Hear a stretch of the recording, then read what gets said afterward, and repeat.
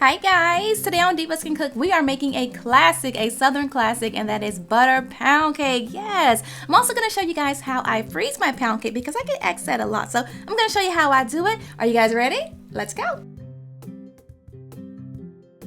Alright, first thing we're going to do is add our baking powder and our salt into our flour. We're going to whisk this around to make sure we get it well combined. And then we're going to kind of push this to the side. We're going to move on to our wet ingredients, alright?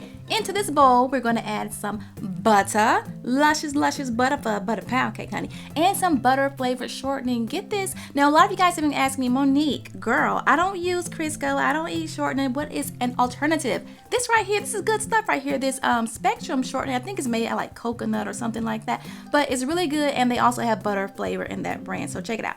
Okay, now my sugar is going in. We're going to mix this around until it is really creamy like this. Looks like dough, doesn't it? That's how it should look. Perfect. Now we're going to move on to our eggs, our nice room temperature eggs. Go ahead and crack these eggs open. I really shouldn't be cracking these eggs over the bowl, but yeah, I'm such a rebel. Okay, so that looks wonderful. Now I'm using 5 eggs, and I'm also going to use 2 egg yolks, and this will give it that nice deep yellow coloring that I really like. And now we don't have to add in food coloring to get that really pretty buttery yellow color. Okay, mix that up really well, and then we're going to add in our extracts. I'm using 3 kind. I have me a little bit of vanilla extract, and I'm also going to use some lemon extract, and I'm also going to add in some natural butter flavoring. You can find natural butter flavoring over in the extract aisle, or you can order it online. I have no idea where that clip would be pouring it in, but yeah, I added butter flavoring. Okay, now we're going to mix the dry ingredients into the wet ingredients just like this, and we're going to alternate it with some good old what's the milk we're going to use, you guys?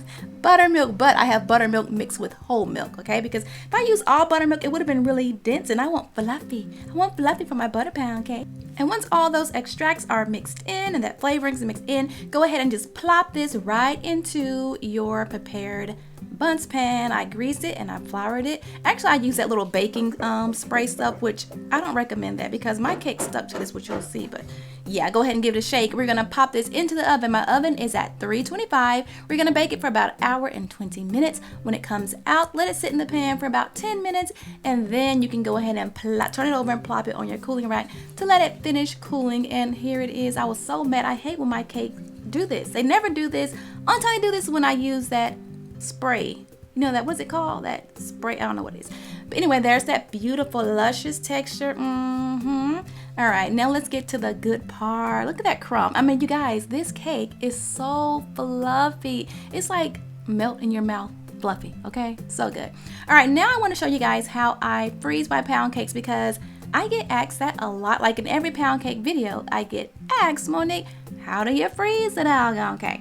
So here's how I like to do it. First, I get some plastic wrap. All right, I'm gonna wrap this pound cake in plastic wrap. And you guys, this way, I'm telling you, you will not have any freezer taste. It will thaw out so perfectly soft and beautiful. Now you wanna get some foil paper. If you wanna know where I got these little holders at, I'll put the link in my info box, okay? All right, now you want to wrap them in foil paper, and then just like that, and you will thank yourself whenever you are in the mood for some homemade pound cake, and you got your little stash in the freezer already, okay? And it thaws out so quick. Okay, then I place it in a freezer container. This right here, you guys, yes, this is how you freeze it, okay? This is how you do it.